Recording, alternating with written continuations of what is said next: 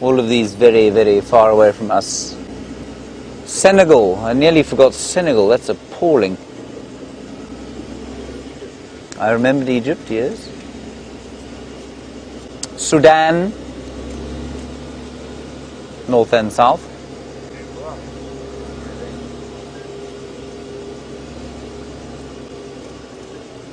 Right, we're now at the southern end of the reserve and we're going to head towards the west. No, Madagascar, Mauritius and Seychelles you cannot have, I'm afraid. They're just politically part of Africa, Rebecca. I'm not giving you those ones.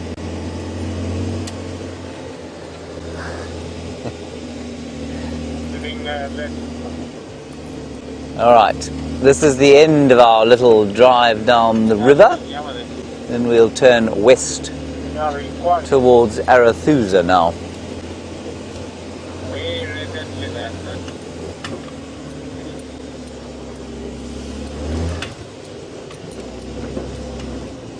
Sorry, Rob Reiner, I missed your question. The Game Drive radio is going on and off in my ear. Can you go again with that, Rebecca, please?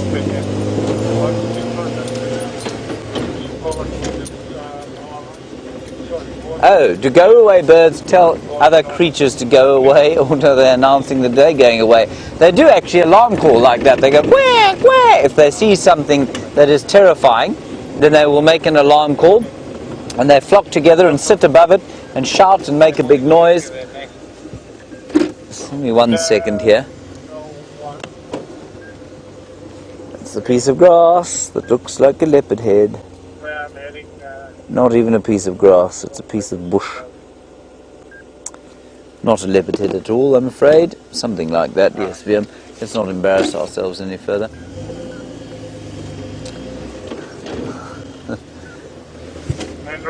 Let's see if we're very lucky and find Karula bringing her babies back onto Djuma today. Oh, VM, our luck, our cup runneth over. 3 bird species in one place. Birchall starling flying off there.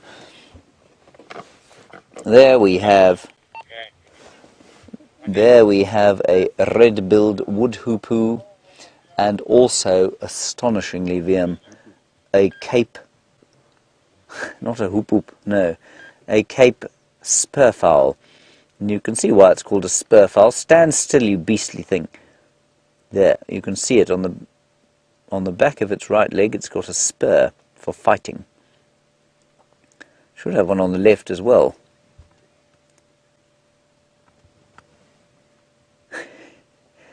That's highlight of the day, yeah? See that spur? That's quite interesting. We don't often see it so obviously. I really thought they had one on each foot. I didn't know it was only on one, and that's for fighting. So much like chickens have got them, and certainly when they did cockfighting, terrible, terrible blight on human animal husbandry, I guess, they used a spur like that as well.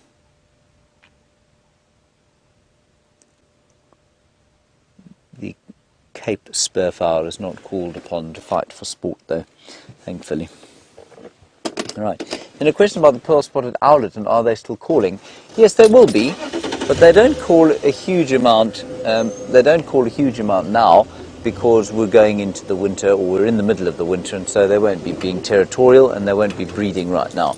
You won't believe it, everybody, but Brent Leo Smith, bless his cotton socks when he's wearing them, has found an elephant.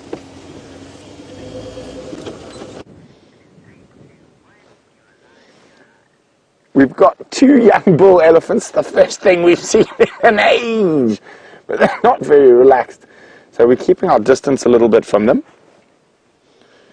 Hopefully they'll calm down, but this wind, elephants can often be quite skittish.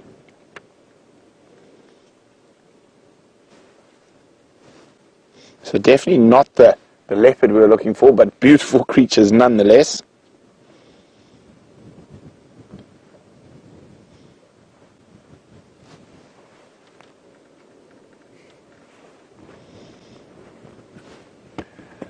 So 2 young boys in their 20s. I think they might be the only living soul on Cheetah Plains apart from those buffalo we saw earlier.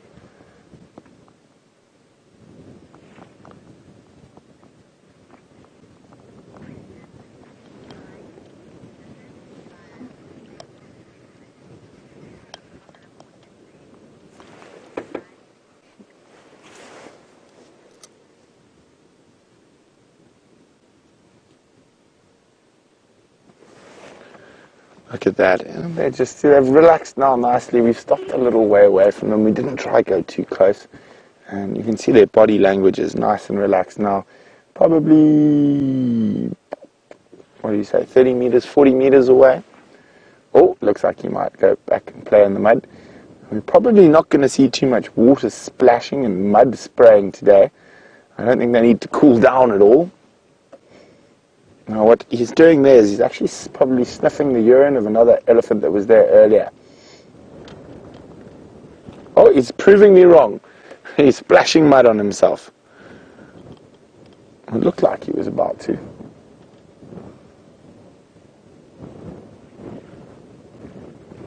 They are young boys. Young boys do silly things.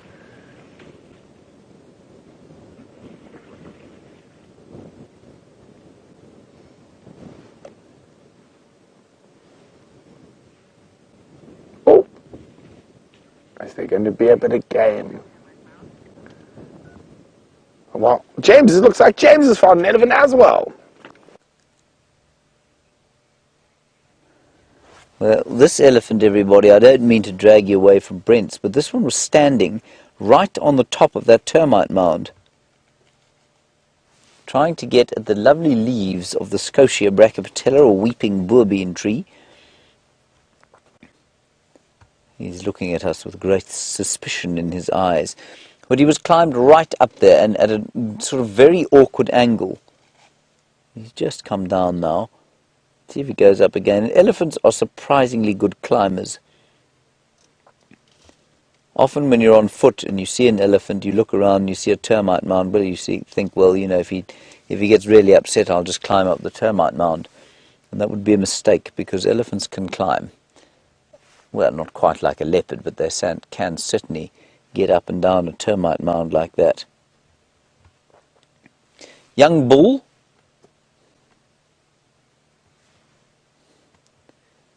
Very nice of him. That's very artistic. Thank you. That was what I was going for. Yes, excellent. Can we see the elephant again? Brilliant. That was actually a really lovely picture of his grey coat in the greyness of the bush and the clouds. There's a very ominous kind of atmosphere around here.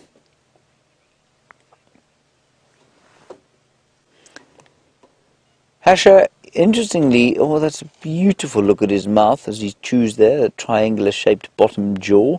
You want to know where the elephants go in the winter evenings? Oh, Tasha. Tasha, they go nowhere. They go where they are. They can't really go anywhere when it's cold, because they live out here. And they don't get cold like us. You can see they've got absolutely no hair on their bodies other than that sort of beard he's got underneath his chin. And a little bit of hair on the head.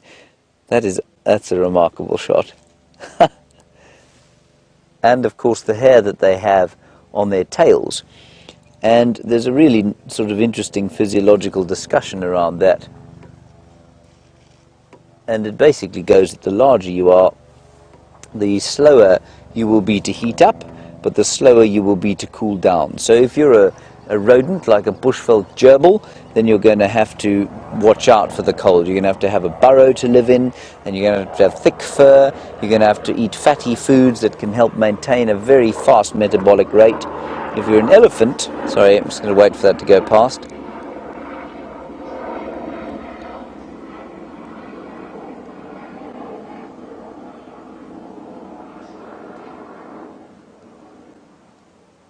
There we go. And Tasha, if you're an elephant, well, you just don't lose heat that quickly, which means that you're not going to be that cold. So you probably just try and get out of the wind. You probably go into some thick bush, maybe in a drainage line, to just get out the wind. But otherwise, you won't really feel it that much. Doesn't have very good table manners, does he? It's with his mouth open. That's wonderful to see. I must say, I think we're quite lucky here.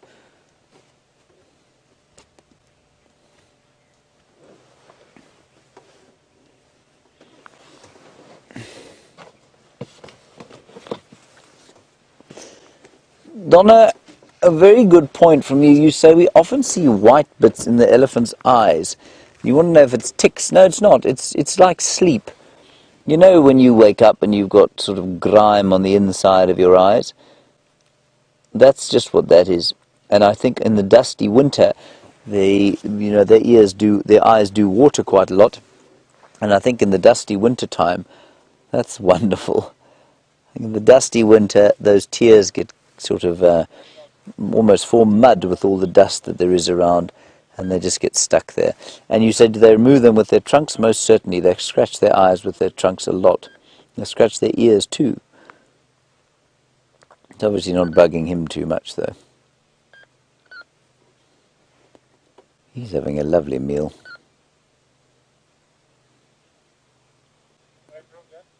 There we go. And he'd love to be eating grass, he really would, but just no green grass left for him. Now, interestingly, an elephant, a fully grown elephant bull, has got a greater reach into a tree than a giraffe does, which I think is quite fascinating given how tall a giraffe is.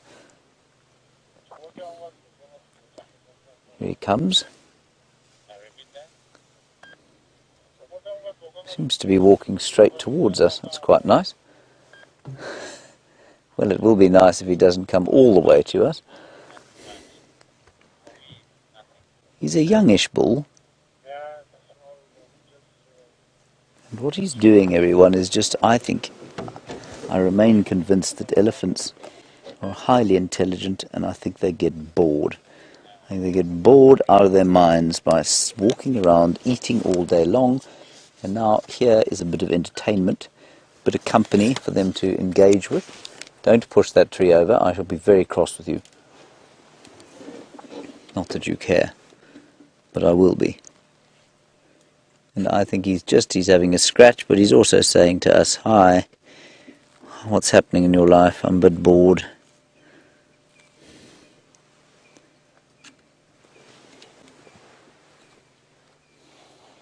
Isn't that nice?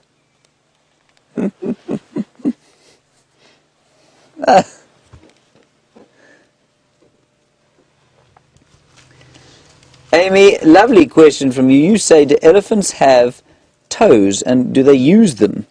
They do have toes. Well, they've got toenails, certainly. And do they use them? Well, they don't use them for balance like we do. They do use their toes to a certain extent, though.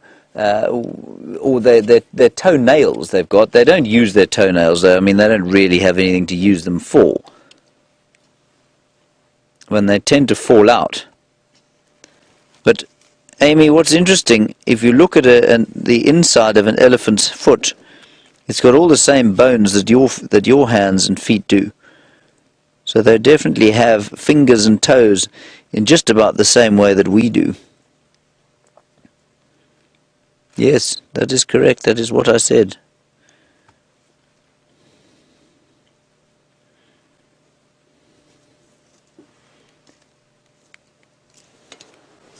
Now, Betty, I'm going to talk a little bit more quietly as this fellow comes up to say hello to us. You say, why does an elephant, let me get out of the way, move its front foot from side to side when it's standing and watching us? Betty, that's an extremely observant question. And the reason they do it is the same reason that you do it when you go into a social situation where you're not comfortable, where you're feeling a little bit awkward. He's definitely interacting with us, you know. Hello, fella. He's probably about 20, so he's not quite confident yet. If he was a big 45-year-old bull wandering up to us at that speed, I would probably have moved away. So, Betty, it's just the same. It's called displacement behavior. He's just kind of, he's just sort of fiddling. Like, if you've got something in your pocket that you fiddle with, he's now only about 2.5 meters from us. You've got like your lipstick in your pocket, or perhaps you've got a phone in your pocket and you just twiddle it around or fiddle with your collar cuff or your skirt hem. In an awkward social situation, it's exactly what that is. What a spectacular sighting of a very confiding young bull elephant And I truly believe that he is as grateful for our company as we are for his. Even if it's not particularly conscious gratefulness.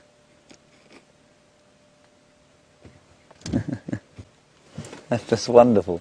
So he didn't have to come down here. Oh, okay, sure. Paul, you want me to stand next to that tree for a size comparison? The elephant has now moved off. I'll go and do that. Liam, I won't move the car. I'll go as quickly as I can.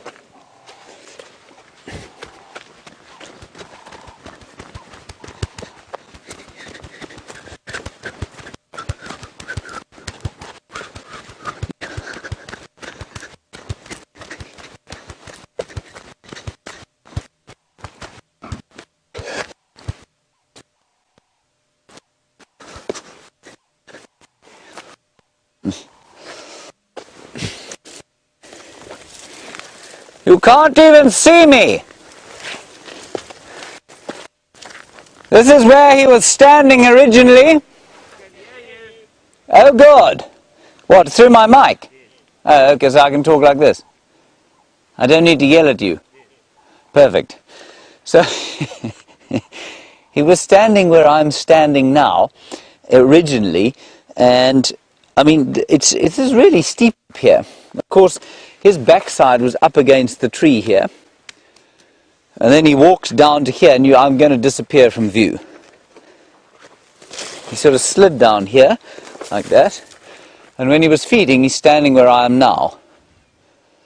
You can't even see me. So,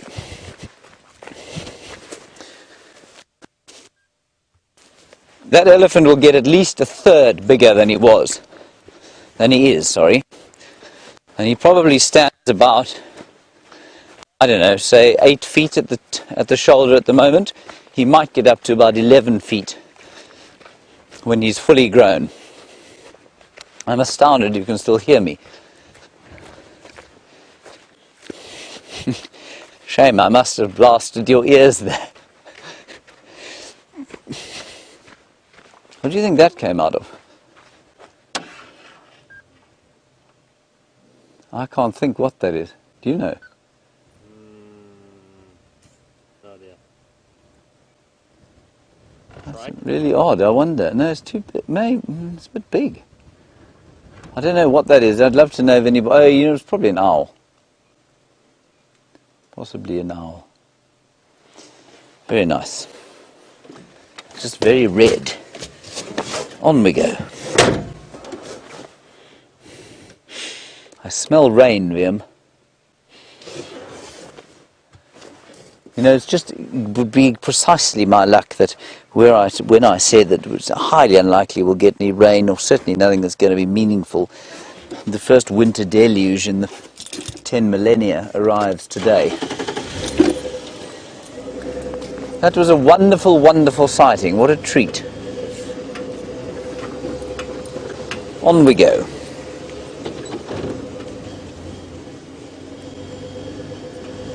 Right, so like I said, we're going to go around here and see if we can't pick up some tracks of Karula the Queen. And if we don't pick those up, we'll just pop on to Arathusa and get an update there.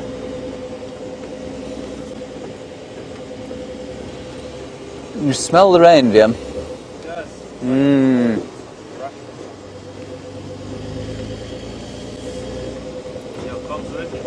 No, she's talking. What? It's raining on Cheetah Plains, on poor old BLS.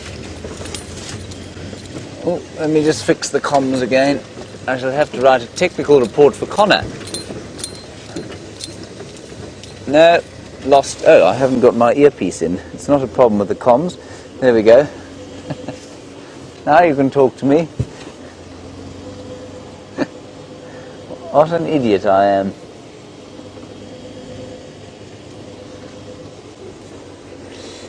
Hello, Kathleen. You're in Kansas, and you want to know why it is that the wind would make an animal the size of an elephant uneasy. Elephants have a very strange, or seemingly strange, response to predators. They are, I think, unnaturally terrified of predators. We've seen them react extremely defensively to wild dogs, certainly to leopards and lions they react very defensively, hyenas too probably. Oh, it's spitting on us now.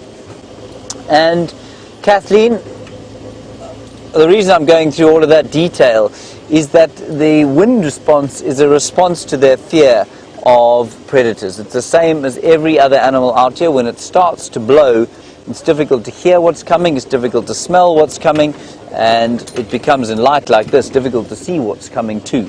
And so all animals are uneasy in the wind. They're cold as well. And I think what you'll find with elephants is that seemingly overzealous response to any kind of predator is exacerbated, is increased by the wind. It's the same reason that you find it eerie when the wind is blowing. It's the same, exactly the same. When you go outside on a stormy night, it's you get a sense of intimidation. You get a sense of, I get nervous, well, not nervous, but you certainly feel that sense of I don't know, eeriness, and that, I think, is a sort of throwback to our evolutionary past. You know, if you go outside now and it's dark and blustery into your garden, the chances of you being set upon by some sort of predator are very slim to zero. But we still feel that. We still feel like if a criminal is going to attack, it's going to be on a blustery, cold night. And that's a throwback to our evolutionary past. When predators were very difficult to perceive, difficult to hear, difficult to smell on windy nights and windy days. Now, this is where I had the little cubbies yesterday. They've moved now. But Viam and I will just relive the memory of seeing George in that tree there that you can see. Good old Georgie boy. And his sister Charlotte on a termite mound. Just the other side. I don't see her there now, Viam. Do you see her? Oh, Charlotte. It's okay. I'll get over it. I think she's taken them south into Little Gowrie, which is the reserve, excuse me, to the south of us. Did I knock the aerial down again? Liam, you must sort that out, otherwise your life's going to be very difficult. The aerial keeps falling over, everyone. That's the antenna. There's definitely a bit of spitting of moisture coming out of the air. And it's unusually dark for this time of the day, I feel. It is very dark. I might have to turn some lights on already.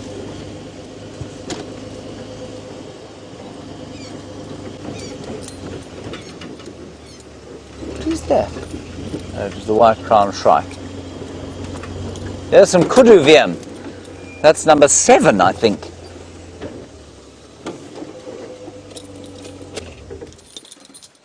Good grief, our cup doth run over. Oh, by the way, everybody, Viam pointed out to me that I called a red-billed hornbill a red-billed wood hoopoo just now. I was talking an utter load of nonsense. That bird with the red beak pecking about on the ground was a red-billed hornbill, not a red-billed hoopoo. So I do apologise for that. Liam, of course, will never let me forget it. Too late. I had to change my hat, you see, it's getting a little cold, and I don't like to do it publicly because what happens is that this part of my head, especially with the light shining on it, will blind you. Unlike my good friend Steph, who has managed to completely accept and embrace his lack of hair, I have not yet.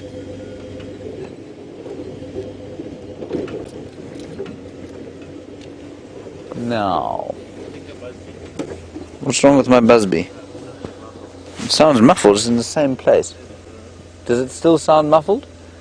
There we go. I think it's your earphones, or your ears. No, let's not go this way. Let's go the other way. We're now at Treehouse Dam, where no thirsty animals have come to drink, because it's just not hot enough to be thirsty.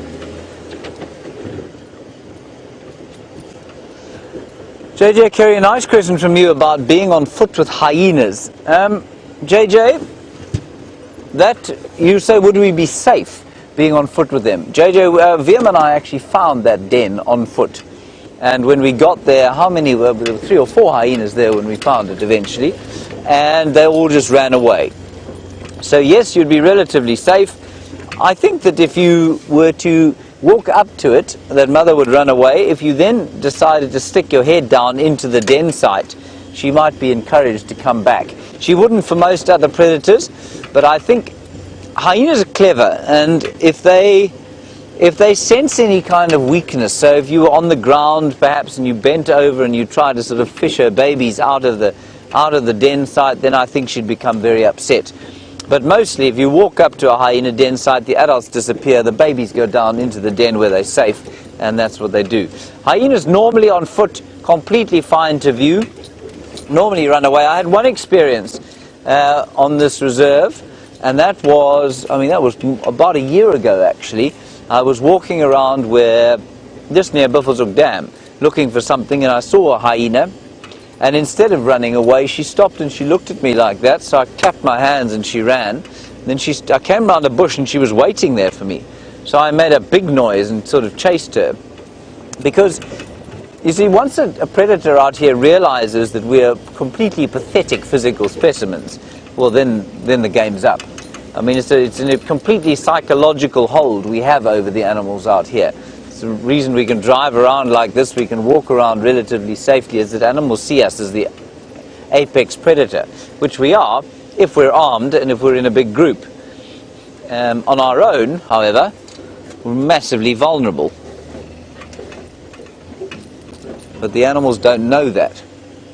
And that's why when you hear about man-eating lions and man-eating tigers and leopards, and people in the media especially, or in stories and legends, like to say, well, once a lion gets a taste for human blood, well, it'll never go back again. It's not a taste for human blood at all. All it is the fact that they realize that we're really easy to kill, much more so than something like a baboon or an impala. We're slower, we don't have very big teeth, and we're not very strong. So that's all that is. At night, it's a different story. They will generally be a lot more confident. So you don't want to be knocking about at night on foot.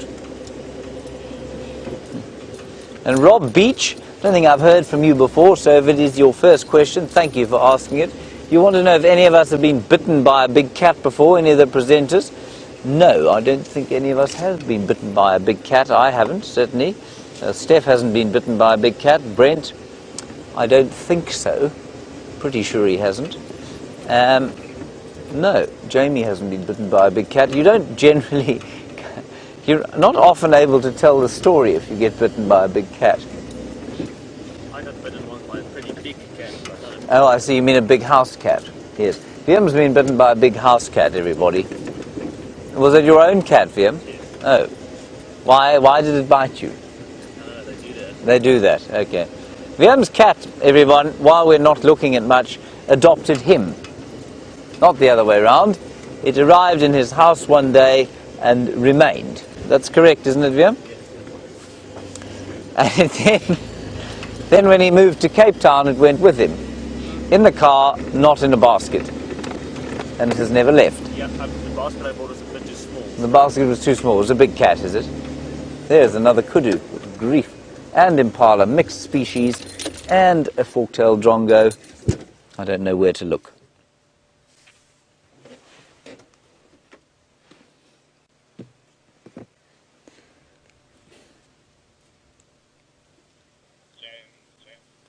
HK, you want to know if it's dangerous for me to drive around in an open vehicle like this in a wilderness area? HK, this is a common question, and it's a good one. And the answer is, the flippant answer will be, well, I don't have a death wish, so yes, it is completely safe. The more full and respectful answer would be, yes, it is, because the animals don't see us, or the predators, the potentially dangerous animals, don't see us as a threat in here. They don't see us, our upright posture, and so they tend to perceive the vehicle as something of an outline on its own, without us in it, if you know what I mean. Do I believe that animals don't know what we are in here? No, I don't believe that, because like a friend of mine once said, a leopard can spot a monkey's ear sort of sticking out from behind a tree. So they must know what we are, but they just don't perceive us in the same way. There are some cats, not in this area. I mean, I know in parts of India, if you're viewing some of the tigers, then they'll put a cage around the car, because there seems to be a risk. But I don't think that that's the case. So thank you very much for that, AK. We're perfectly safe in the cars here. And if you would ever come out here and come on Game Drive, you would feel completely safe. Let's go across to Brent. He's got a primate.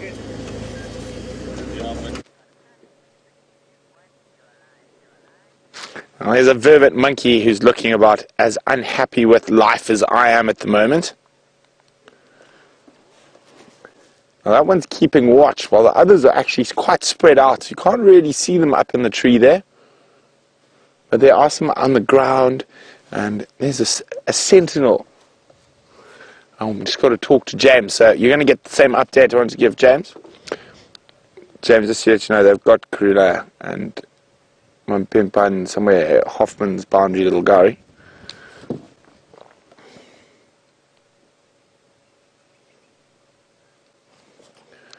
And quite far south of the boundary, somewhere on the boundary between the next southern property. Or maybe it's called something else. So, there we go. You heard Karula and her cubs are to the south of the boundary. Hello, monkeys!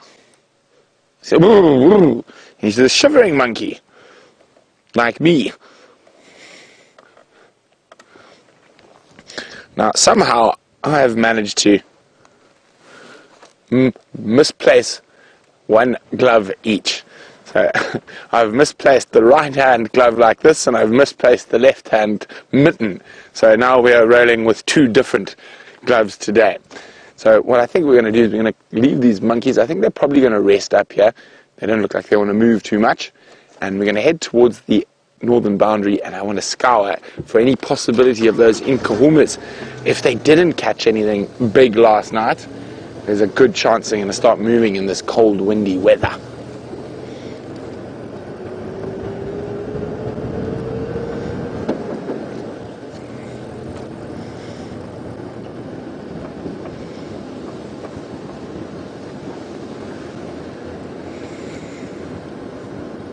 Well, we should actually be maybe a little happy. Karula is keeping her cubs to the south.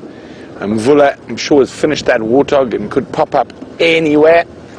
And then Sindile being around is also quite dangerous. Now, Dave and I rushed from Cheetah Plains back to Djuma. And if you had seen us 5 minutes ago, you wouldn't have been able to see me very well. Firstly, because there was all the water on the lens, it was raining down there, but also I had decided to make I tied my scarf around my head because it was so cold, like that. See, now, this is actually what a cameraman normally looks like. So normally when I turn around to talk to you guys in the camera, behind the camera there's some creature like this, and quite often sunglasses on as well, so I literally cannot see any skin. So, but fortunately, Dave made a very schoolboy error today, and I even told him, but he's trying to be tough, and it's tough being tough, because I'm not giving him my blanket and he's wearing shorts. Oh, it's alright, it's not too cold. It's not too cold. Should we drive faster? Yes. I even said to Dave at the beginning of the drive, "Ooh, you sure you don't want to wear long pants? You sure you don't want to take an extra blanket?" No, I'm fine, I'm tough, you know.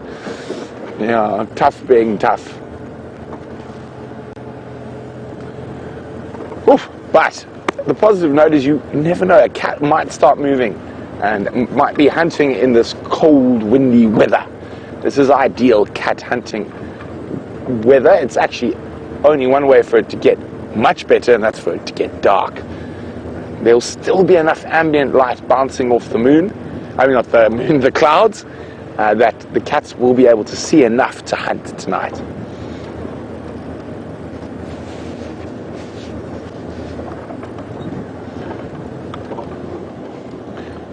And that warm weather obviously caught me because I'm missing one of each glove and I'm missing my warm hat. I was definitely going to dig it out.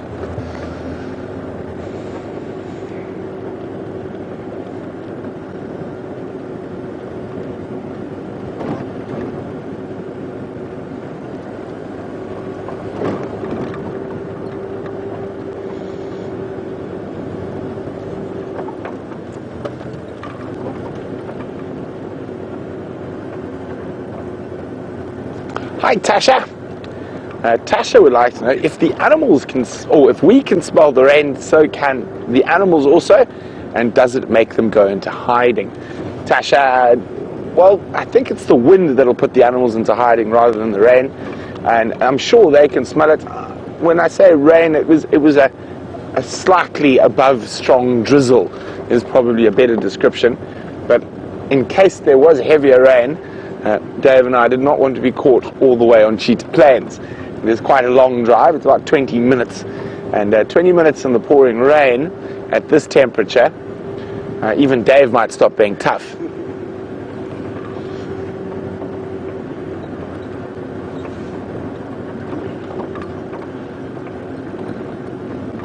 And no sign of anything along a cheetah cut line today. It's almost time to put my lights on.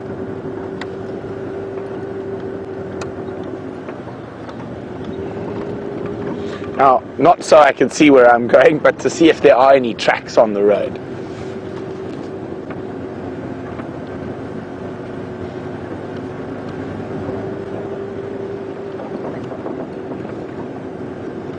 I think the best way to describe it at the moment is bitterly cold. But often, this weather, I've had some of my best big cat sightings. If you've got a big cat and you can follow them hunting in this weather, it's really, really good, and they have a much better chance of catching something.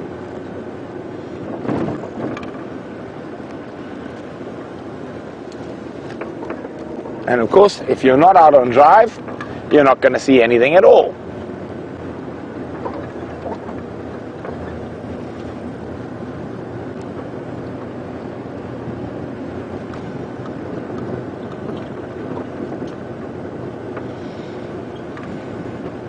Now, I heard James was naming the countries in Africa, so I've got a quiz for you guys. And I'd like to know, what's the smallest country in Africa? I can tell you now, Dave didn't know. What is the smallest country in Africa? If you know what the smallest country in Africa is, and don't cheat, don't use Google, let me know, and you can do that by using the hashtag Safari Live on Twitter, or send us an email, questions@WildEarthTV. What is the smallest country in Africa?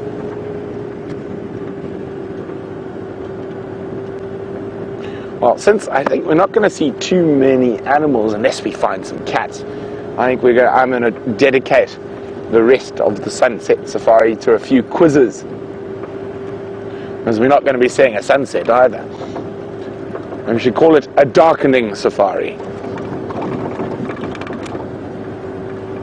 Very thankful to have one of each. Imagine if I had two of the same, then I would be very, very grumpy with life. Ooh, the rain's getting a bit, well, the drizzle's getting a bit more drizzly again.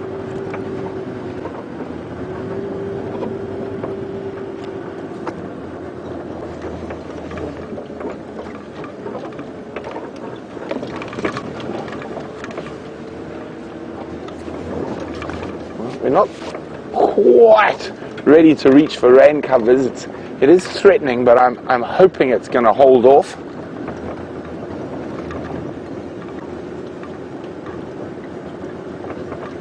I think the very British way of putting what we're experiencing at the moment, it is spitting.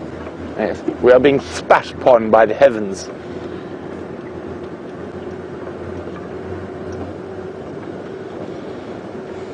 Now, for those of you not sure, I'll be going on leave after tomorrow's sunrise safari, and I'll be meeting up with Jamie, and we're off to a friend's wedding on the south coast of KwaZulu-Natal, and we're looking forward to being by the seaside. and it'll be quite fun.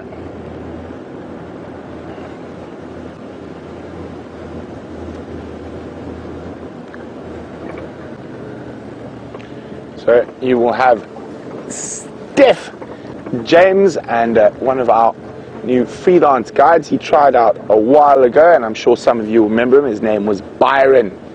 I think he tried out just before Jamie started. So he'll be coming for a couple of days while myself and Jamie are away.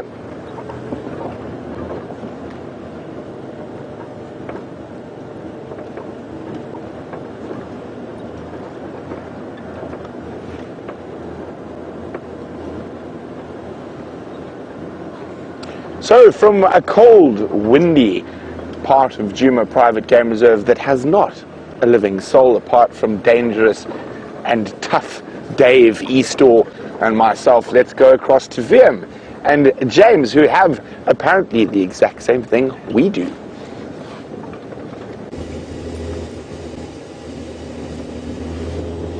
We're on Arathusa, everybody, and we are heading in a northerly direction, which is only relevant because I can't show you any animals. Update on Karula, Brent gave you, of course, she's south of the reserve, but we did come into the area where Mvula was. He apparently crossed east onto, or his tracks crossed east onto Vuyatela or onto Djuma sometime this morning. So we're going to head back that way and see if we can't pick him up somewhere around Impala Plains or Sydney's Dam, maybe lurking in the shade of a guarri bush where they'll be a little bit sheltered from the rain, which is starting to spit upon us, is it not, Wiem? Not so much anymore. I've closed up all of my camera equipment so that I can't take any really awful photographs in light like this. And also maybe those jackals. There have been some silverbacked / side-striped jackals lurking about on Impala Plains. Now we've got to be very careful turning onto the main road here, because people do drive with rather hurried speed along here.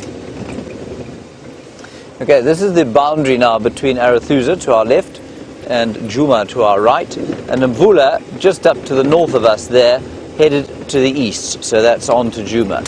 So we're going to drive a little bit faster, and we'll see if we aren't very lucky. Right back there, Wiem, are you cold? It is getting a little bit chillsome out here. There, everybody, is a magpie gone. No, gone, never mind.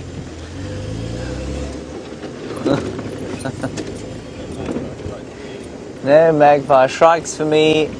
7 mammal species. Come on, let's get it up to 26. You know that there are 135 mammal species in the Kruger National Park? I've got no chance to name them all. And not, as Rebecca rather sardonically says in my right ear, not one of them is near us. That's not true, Rebecca. I guarantee you we're driving past many rodents lurking underneath the ground, very close to where we are now. I guarantee you also that we're driving past bats roosting and possibly taking to the wing. Certainly nothing large enough to see without the aid of a scanning electron microscope possible. Oh, my leggies are getting cold, Wiem. I'm going to have to put a blankie on my leggies. There we go. Oh, that's much better now.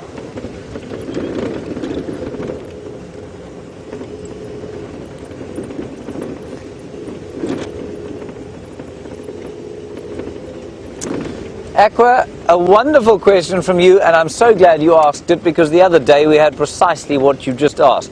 You say, is it possible to ever see roosting or foraging fruit bats? Not often, but yes, we saw one the other day. We saw Wahlberg's epauletted fruit bat. You know where we stopped for that tambuti tree earlier on with the beautiful sort of pinky orange peachy leaves? That tree had a fruit bat in it, and it flew out as soon as it saw us and sort of flew off. But it was a big fruit bat, about that big. So yes, it is possible. It's the only one I've ever seen here, and I think I've only ever seen one other. I think let's go up this road actually. Let's not go all the way to the gate on this road. We'll go down here. So Mvula was heading that way. Maybe he's in these thickets. There's some big thickets up here. And I wonder why he's finished his warthog already. He's either finished it or something has lifted it from him.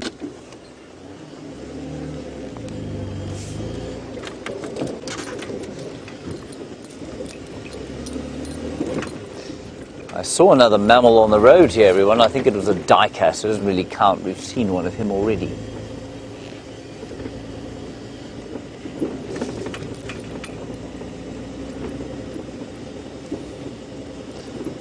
But the other kinds of bats, I think they're probably about, probably up to 15 or 20 species of bats in this area. We've got 9 antelope species, 3 cats, 3 big cats, 3 small cats. I still can't get anywhere near 135 though. Of course, every rodent we see we pass off as a bushveld gerbil when there may well not be.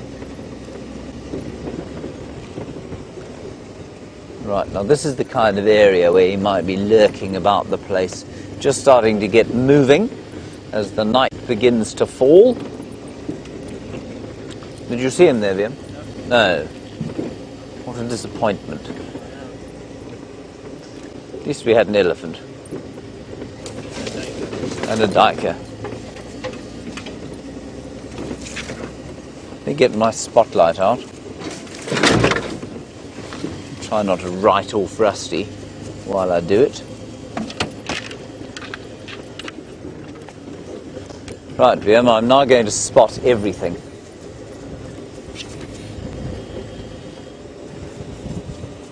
Or not. Ah, VM has also got a light. That's excellent news. Good. Good idea, VM. Now we are going north again. And going north at this time of the night is a very good idea when the wind is blowing from the south, because it means it isn't freezing your face.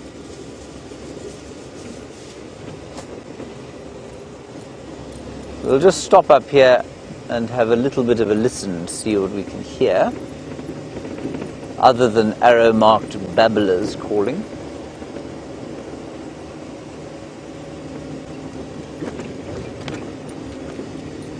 Maybe there will be an impala shouting at a Mvula who's just woken up.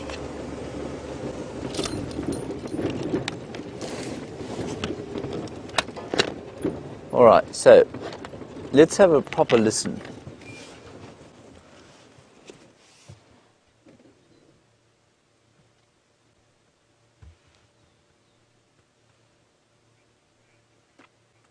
There's actually quite a lot of nice sound out here. Brent has got a turkey to show you. The ones that are fighting. They've got something there. There's 3 or 4 of them that were fighting over it looked like maybe a lizard or a snake even. I can't see now, but we've got 1, 2, 3, 4, 5, 6 ground hornbills. Oh, isn't this incredible? Lovely big flock of one of the most endangered birds. Go a little bit to the left there. There's some. There. What are they? Oh, pecking into a piece of wood, seeing if there was anything in it. Isn't that incredible? See, the one at the back there, that's a male. So I'm telling that by the large casque. Now, a casque is that extended piece of the beak that's on top. And unfortunately, we are in a bit of a gremlin zone. I'm going to try roll to keep with them, but we might lose you.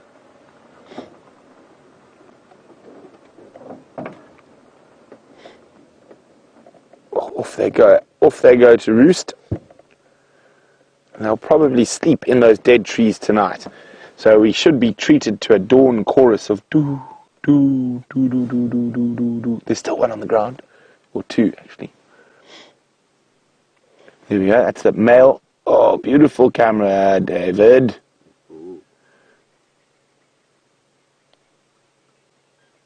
How exquisite. Aren't they just magnificent creatures? And as James says, they're about turkey-sized. Now, very different feeding from a turkey. They actually are incredible predators. And I don't want to disturb them. I want them to stay there for the night, so I'm going to move away from them. We'll keep talking about them. Now, actually, in the Venda culture, they're considered to be the king of the birds. And the folklore goes that there was a war between the snakes and the birds. And the king of the snakes, the black mamba, was winning the battle and massacring the birds. Oh, but I'll finish that story shortly. Apparently we've got a few gremlins. We'll be back a little later.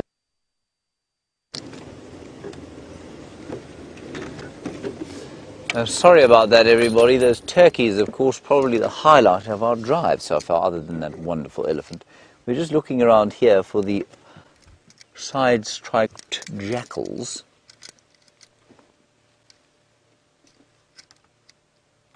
I was just saying before you left us, there's quite a lot of bird song. It's largely drongos, the odd white-browed scrub robin,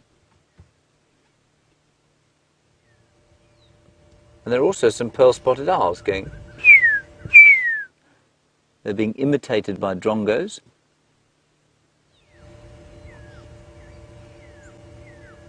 There's a definite smell of petrichor, you know. So somewhere it's been raining. And I think actually one of the game drives from Vuyatela has shut down because they were rained on.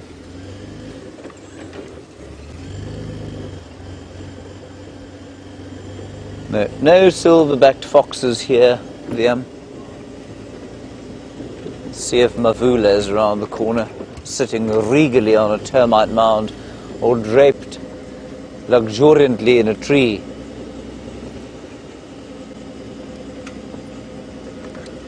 Now, in this tree up ahead here, this very big one, there was a bush baby nest. This is round about the time they'll start coming out, maybe a little bit early, especially given the weather. But let's just have a look-see. Let's pull a little bit off the road here. Now, up in the top there, I've only ever seen them in here once. It was in that hole there, where the light is shining, and where there are no bush babies. See that, Vim? No bush babies at all. Bush baby free tree. Oh, how sad. Sorry, James.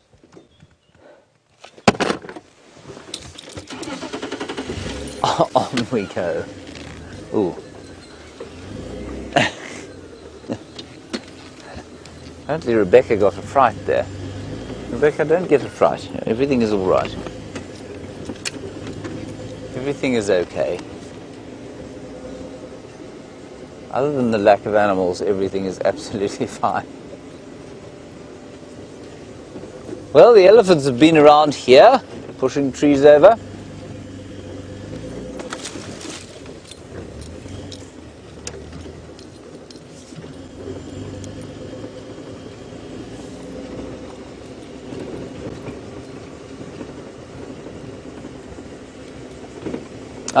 Darlene in New Hampshire, you're saving me. Thank you very much. You've asked me for a short Shangaan lesson. That I can do for you, especially while we're driving along. You say just a couple of greetings. Well, good morning is Avsheni, or Avusheni. That means good morning. And then if you said to somebody Avusheni, you would respond Ahe, which I love. It's just such a kind of, yes, hello, I see you. Ahe. So you say Avshen, Ahe. Then you would ask how someone was, and you'd say Unjani, and the U means you. Unjani means how. So Unjani, how are you? Unjani, and if you were saying I'm fine, in most of the South African languages you have to say you're fine, even if you've just been run over by a bus. you must still, or buffalo, you must say, I'm fine, but a buffalo has just gored me. So you would say, Ndiko, I'm fine. Maranyari indipile. I'm fine, but a buffalo has just hit me. So you must always say you're fine. So you'd say Ndiko or Ndipfukile. Ndipfukile means I'm fine. Ndipfukile, it actually means I'm still alive, or I'm awake. Which you would think was a given that you were speaking to somebody. So we'll go through that once more. Darlene, you will give the responses. I will give the initial greeting. So I will say to you, Darlene, Avshen, to which you will reply, Ahe, to which I shall reply, Unjani, how are you? And you will say, Ndipfukile, I'm fine, I'm awake. There we go. Then in the middle of the day, you would say, excuse me, there's a diker. In the middle of the day, you would say, Nhlekani, which basically means good midday. Nhlekani, instead of Avusheni, and the sound is made by pushing your tongue onto the top of your mouth and then blowing. And if you're Welsh, you'll have no trouble saying that. It's a very Welsh sound. Nhlekani. And then in the afternoon, or in the evening, you would say Riperile. Riperile, which means good evening or good afternoon. It's kind of late afternoon. Riperile. There we go. Absolutely nothing at Sydney's Dam. And there we go. And James Dungan, nice question from you. You say, does Shangaan have any of those clicking sounds? No, it doesn't. It's a whistling language. It has words like Sesi and Tsutsuma and Zani. And so all of those have got little whistles in the front of them. I'm not going to go through what they all mean. But the languages in South Africa that have clicks are the Nguni languages, like isiXhosa and Zulu. They all have clicks in them. And there's that wonderful phrase that goes, Iqaqa lidlula umgwaqo. Iqaqa lidlula umgwaqo. Which basically means, I think, the frog crosses the road. Iqaqa lidlula umgwaqo. There you go. But Shangaan, no clickety clicks, just many whistly whistles. I see the lights of a spaceship up ahead. Do you see them, Viam? Do you see that spaceship? I think that might be BLS, aka the Big Loud Sound, aka Brent Leo Smith. Let us go and commiserate on the lack of animals with him.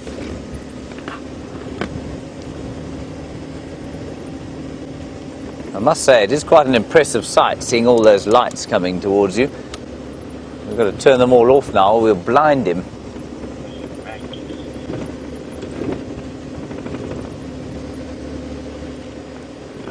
Hello!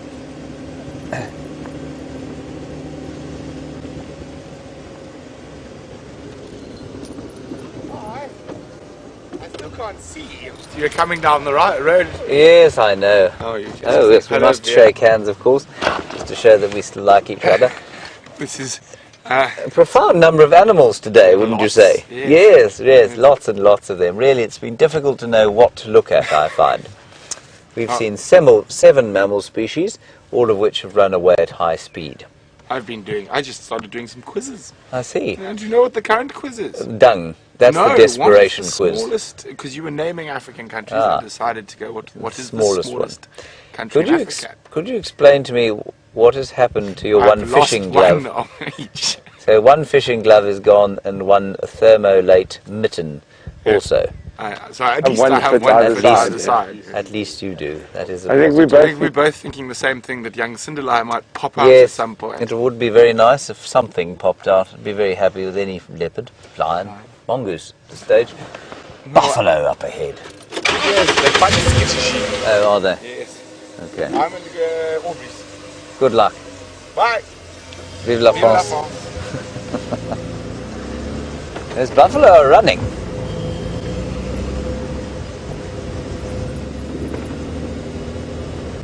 I wonder if they're not running from lions. Let me just call Brent quickly.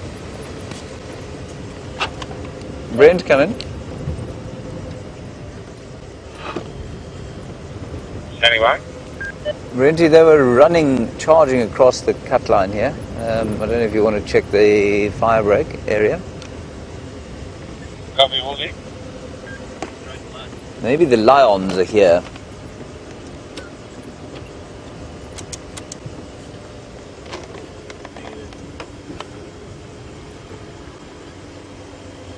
So they were running across where we are now. We'll just go down, I think we'll go down this road here. This is where they were running. Right. There might be a lion here. Anyway, where are you now? Probably the fire break, small family running at high speed out of office. Okay, there is an update of Corolla crossing already close to probably Gary, Vietela, by close to, I think, west of the cut line, what I understand. It's interesting. So I just put them when we updated it, but yeah, it was always the channel. B. Wilson, nice one from you. You want to know if there's a common language to Africa, if there's a kind of language that, a fallback language. There isn't. There are regional fallback languages. So in this particular area, if you spoke Zulu, for example, you could make yourself understood to Ndebeles and Xhosas and Swazis and some Ndebeles in Zimbabwe, for example. But then you'd be lost the further north you went. So, and then in East Africa, it's Swahili. If you can speak Swahili, you can get around with Tanzania, Kenya, and all those areas. But you know, B, in Nigeria alone, there are over 150 mutually unintelligible languages. So no, there's no fallback African language. Let's go back across to Brent. He's not far from where we are here.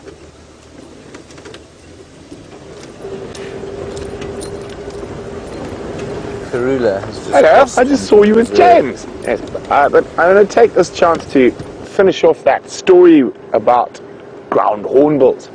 So they're saying in Venda culture they're considered to be the king of the birds. So history goes the birds and the snakes were having an immense battle, but the snakes were winning.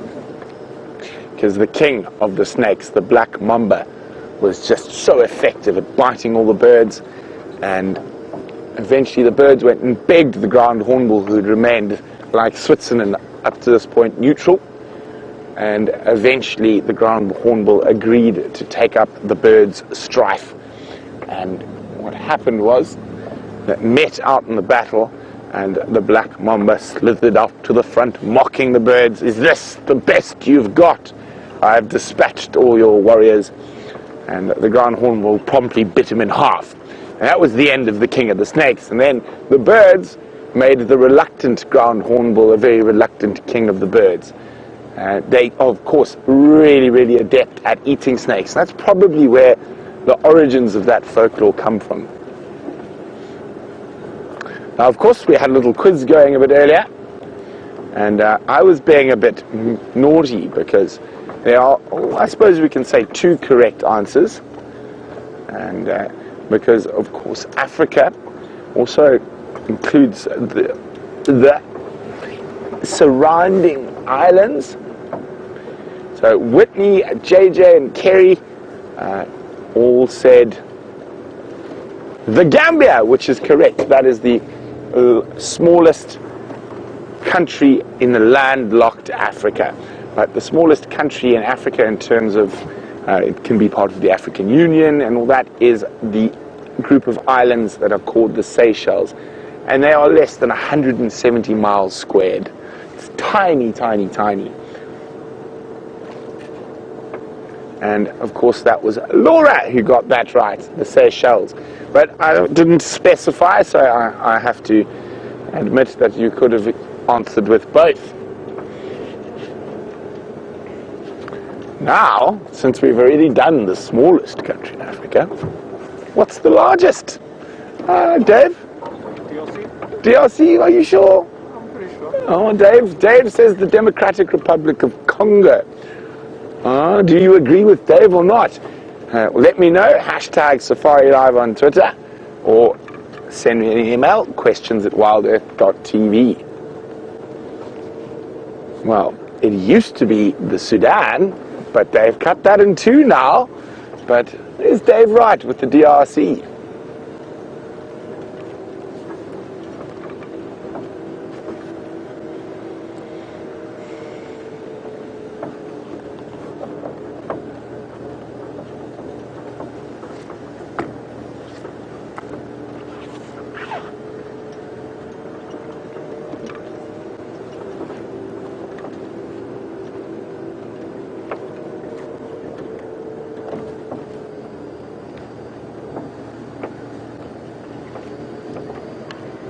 Oh, what have we got there?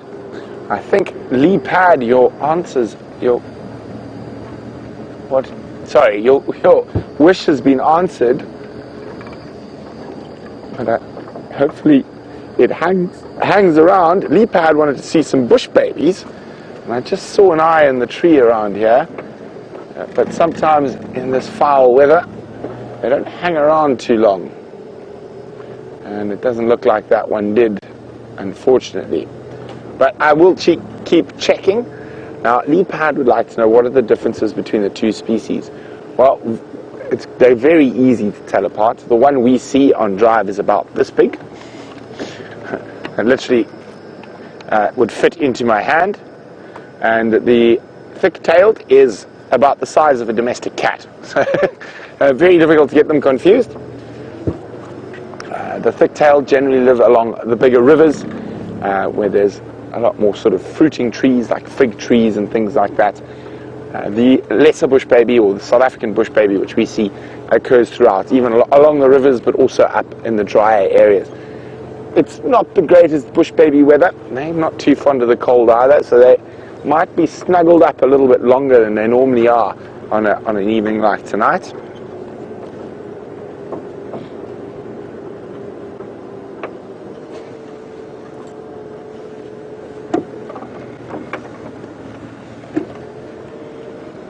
Now, I'm convinced the Nguma ladies are somewhere in here to the left. Now, it's that area where there's lots of river systems and very steep dongas, which is a drainage line type thing, and unfortunately we can't even get a vehicle in there, or if we do, it's quite difficult. Hopefully they'll come out for tomorrow's sunrise safari.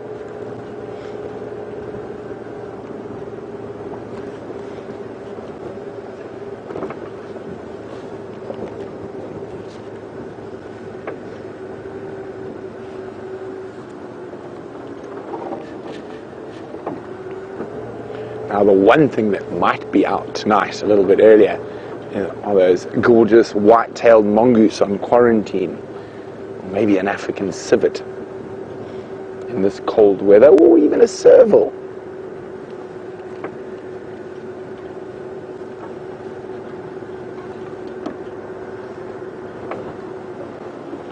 And we're heading up towards a good bush baby spot now.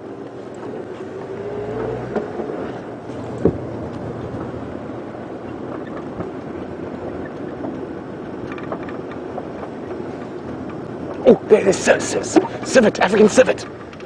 Right in the road. I'm not going to try to get too close just yet. Look at that. I just said we might see a civet. There's one. It looks quite relaxed. And I said this colder weather might bring them out. We're going to try inch a bit closer.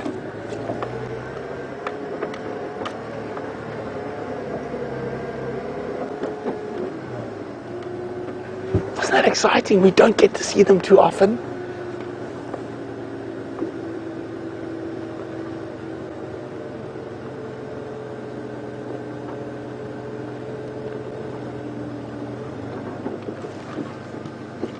See him there, Dave?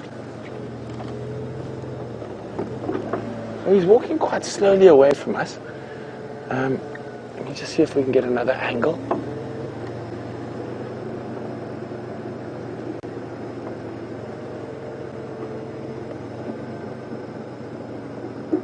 He stopped to look at us. In the center of the light. Dave, you got a gap through there? He's right at the back of the light there. I'm just going to move forward again a little bit. There might be a way to see him through the bushes.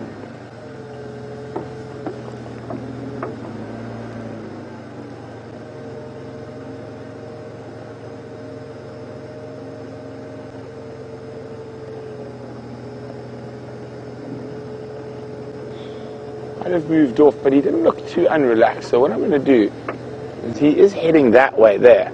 I'm going to go around and up onto the power lines, and we might get lucky enough to get another glimpse of him.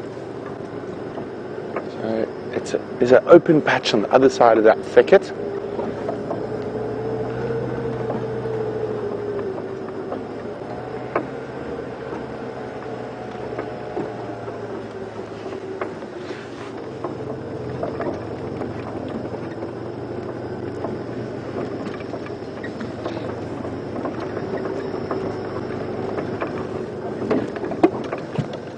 Sorry, Dave, I nearly lost him. I just wanted to saw something else there.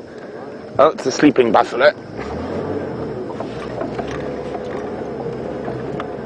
Oh, there's a little grey duiker. Okay. Where are you, Mr. Civet? So we saw him coming up towards the power lines here. So he's going to be on our right here somewhere.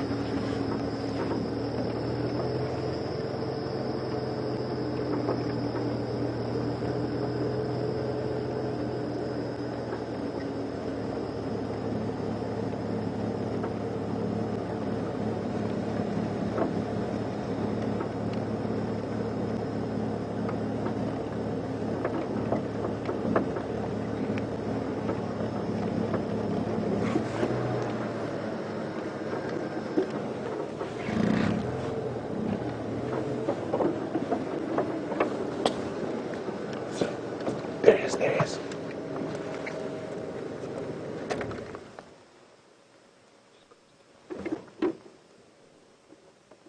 There he is.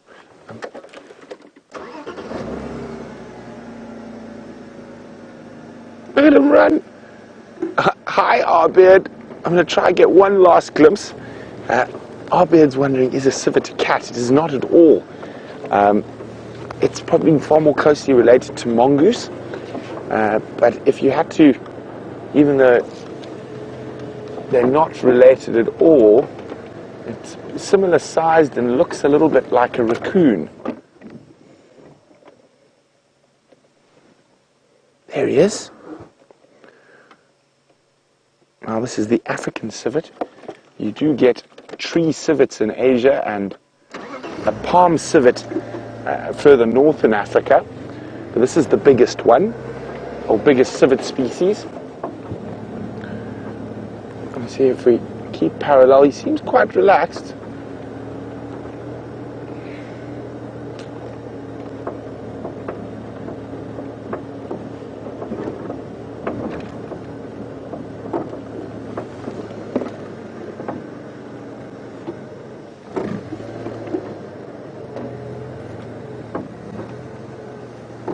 Oh, he's disappearing. He's about to come out into the open here.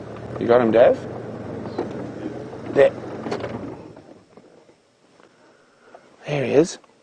Now, Arcadia says civets are responsible for the most expensive coffee in the world. Now, that is coffee that is beans that have passed through the digestive system of the Asiatic palm civet. No, we don't do it here, which was Arcadia's next question. And those are Asiatic palm civets or Asiatic tree civets. We don't have any tree or palm civets here. We've only got these guys. Now, they are omnivores. They hunt all sorts of little things, rodents, mice, other stuff like that. Oh, isn't that coat just exquisite? I'll try to go back a little bit. Stay there, Dave. Stay there.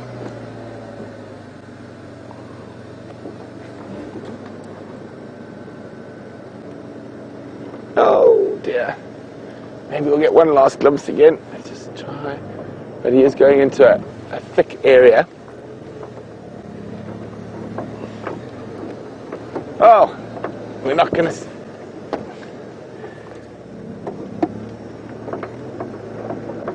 I think that's it, I'm afraid. Oh, there. But I think I can just see the eyes through the thicket now. Right at the back there. He's moving that way. From right to left. Can just make out the eye to the left-hand side. Oh dear. But wasn't that fantastic? That's definitely not something we get to see all the time. And as I said, this colder weather is why we saw that civet this early in the evening. And James Richards wondering, are civets territorial? Now, they are very much so. Oh, sorry, Dave. And they have middens where they scent mark, and those are called civetries. Now, civet, as a mammal species goes, are quite interesting.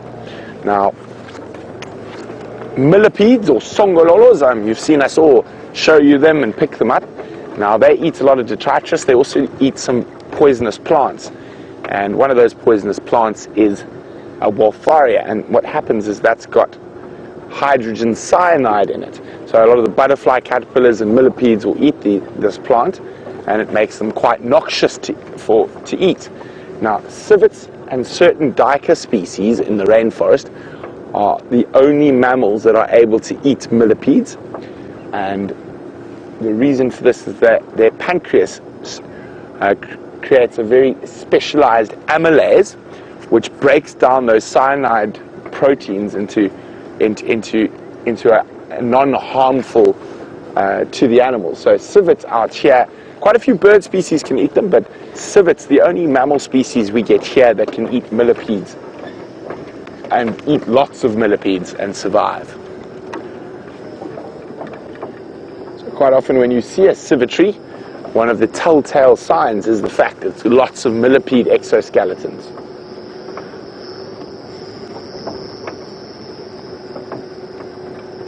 Now, it doesn't often work like that. Oh, we might see a white-tailed mongoose or a civet, and not even 5 seconds later there was a civet on the road in front of us. I see one around my house quite often here later in the night, but it's because of this cold weather that it's out mobile a bit earlier than it would normally be. Normally they're only going to be coming out sort of 8:30, 9 o'clock at night after the peak predator times. But when you have cold weather like this, there is a chance that some of those animals come out a bit earlier.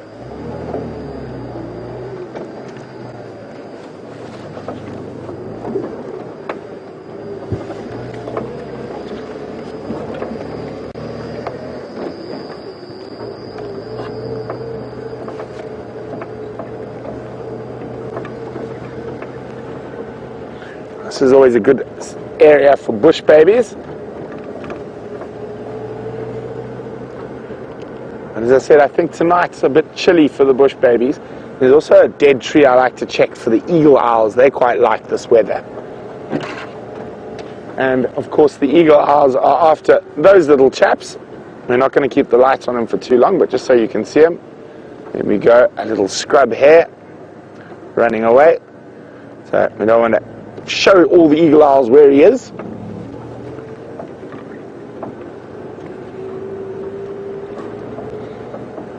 Well, we've had 2 wonderful little predator sightings this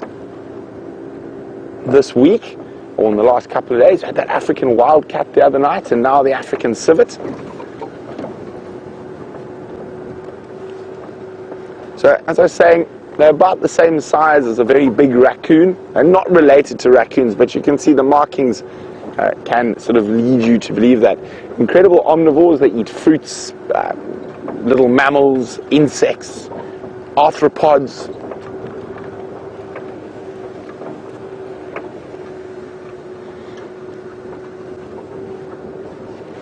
Strangely enough, Jeandre and I actually saw 2 during the day.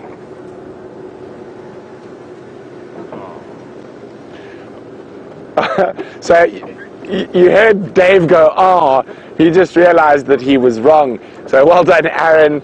Oh, what was that? Sorry.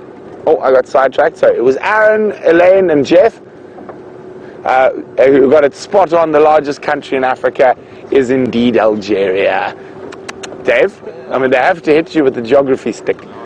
But from dangerous and tough, Dave Eastaugh on the back on camera, who is now freezing. He's got goosebumps all over his legs. He wants to be tough. And myself, we'll see you on the sunrise safari.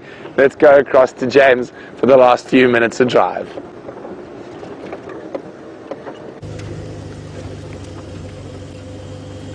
Well, that is very nice that you saw a civet, I must say. I have seen a rabbit since I last saw you. Well, not a rabbit, a hare. It ran away, obviously. Oh, and then I thought I saw a leopard. And Viam also thought we saw a leopard. It was sitting on a termite mound like this. Just the eyes shining off the top of a termite mound in exactly the manner you might expect a leopard's eyes to shine off a termite mound. Unfortunately, it was a duiker. So not a leopard at all, but a very small antelope. So I'm now going to say I'd really like to see an aardvark, because that's what Brent did, and that's got him a civet. So let's see. Maybe we'll be lucky. Aardvark, of course, means earth pig, and a wonderful word. First word in the English language, in the English dictionary normally. Aardvark. Well, it certainly was when the Blackadder wrote his version of it.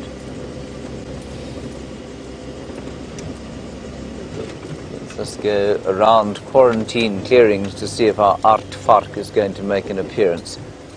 I've seen one civet since I've been here, and I find that increasingly strange because their tracks are all over the road every single morning.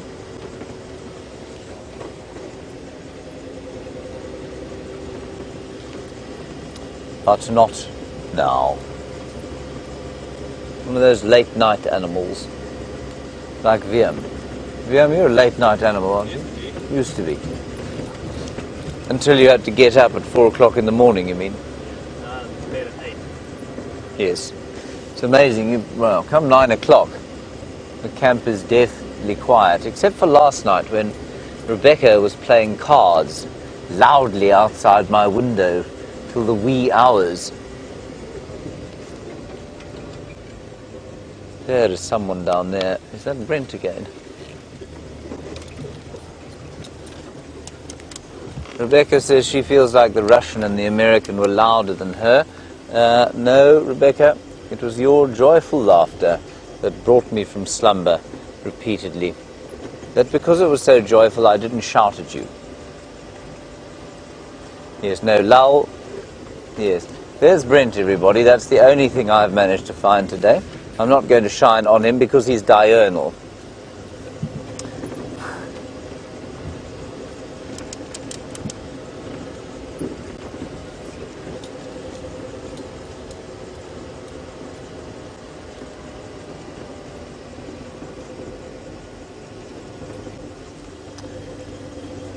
James Cole, you say perhaps Viam and I should sing "Put a Banana in Your Ear" and maybe that will bring us luck for tomorrow. James Cole, I'm not sure I remember all the words to "Put a Banana in Your Ear." Do you remember them, Viam? That's Andre's song. It is Andre's song a little. Put a banana in your ear. Put a ripe banana right into your very ear. It's true, so true. When you're down and feeling blue, just put a banana in your ear.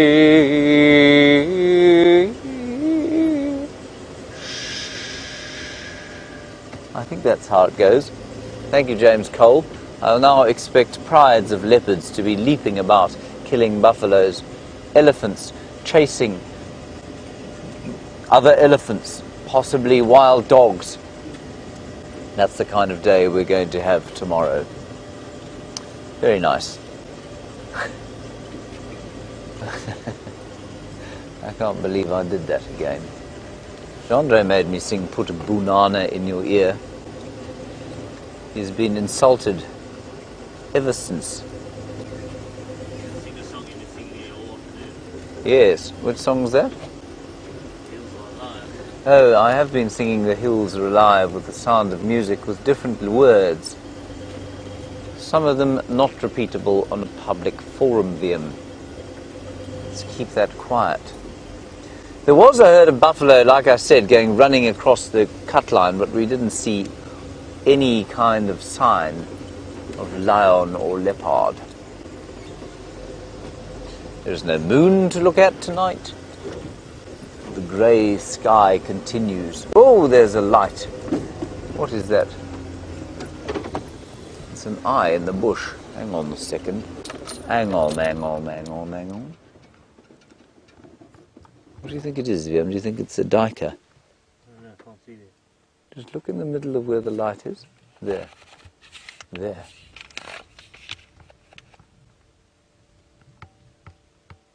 There. I'm going to just quickly get my binoculars out. You can't see it because you're not behind the light. Let me just put there. Put the light behind the lens there. It's a bush baby, you know. It's a bush baby in that tree. There it is. Look at that. Ha ha!